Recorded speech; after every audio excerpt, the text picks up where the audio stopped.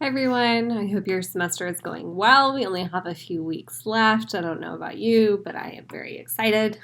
But the reason why I am here today is to do my video response about the childhood juvenile justice system and how bringing together a multi-systemic therapeutic team might be beneficial or what problems might arise.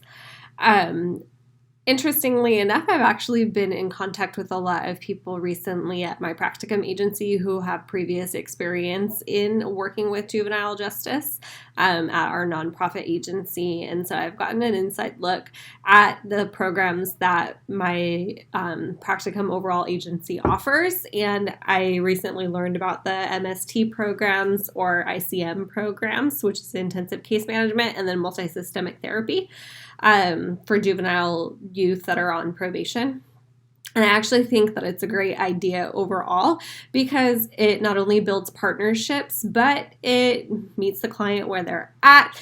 It is, getting into the community and really knowing the client and knowing what their life looks like and offering them support in every area of their life and trying to reduce recidivism. So I really think it's a strength-based approach. However, I think an MST team, the problems that I can see arising are just differences of opinion.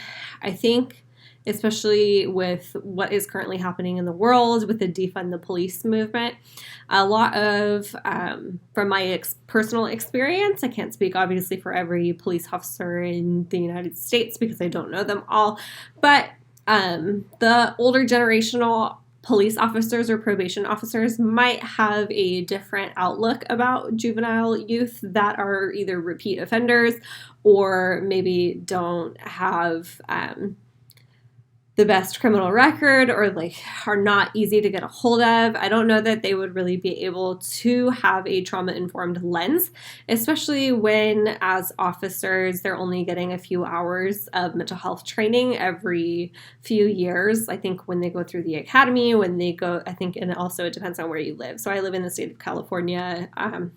The officers here have to go through mental health training while they're in the academy, and then again upon graduating from the academy and being an employee, they have to go through crisis intervention training, and then that needs to be updated every 2 years.